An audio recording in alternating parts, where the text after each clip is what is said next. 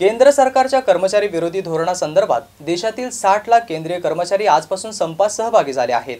केंद्रीय कर्मचाऱ्यांना पाठिंबा देत राज्यातील 17 लाख राज्य सरकारी कर्मचाऱ्यांनी 1 तास वॉकआउट करून जुन्या पेन्शन संदर्भात तातडीने पावले उचलून राज्य सरकारने आणि केंद्र सरकारने दिलेला शब्द आणि आश्वासन पाळावे अशी मागणी करण्यात आली।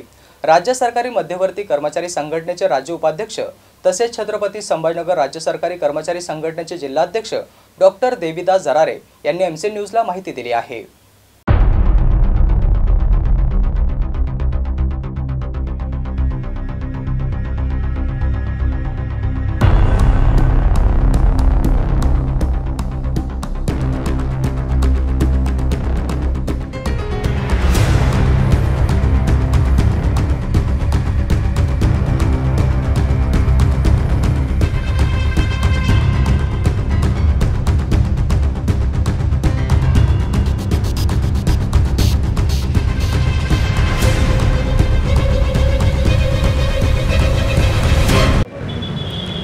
राज्य सरकारी कर्मचारी मध्यवर्ती संघटना व अखिल भारतीय कर्मचारी महासंघाने मागे 7 दिवसाचा संप केला होता।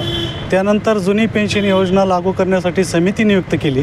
त्या समितीचा अहवाल घेऊन शासनाने अर्थसंकल्पामध्ये जुनी पेन्शन योजना लागू करण्याचा निर्णय घेण्याचं आश्वासित केलेलं आहे। तसं लेखी आश्वासन आम्हाला दिलेलं आहे, परंतु राज्य आणि केंद्र स्तरावर याबाबत कोणताही निर्णय होत नाही। म्हणून आज देशातील 60 लाख कर्मचारी केंद्र सरकारचे कर्मचारी संपावर आहे। त्यांना पाठिंबा देण्यासाठी राज्यातील 17 लाख कर्मचारी सक्रियपणे निदर्शने करून पाठिंबा देत आहे। दुसऱ्यांदा तोंडाला पानं पुसली गेलीत का सर? एकंदरीत अर्थसंकल्पीय अधिवेशनाच्या पूर्वसंध्येवर काहीतरी तजवीज व्हायला हवी होती। कसं अर्थसंकल्पामध्ये जुनी पेन्शन योजना लागू करण्याचा निर्णय घेण्याचा आश्वासित करण्यात आलेला आहे।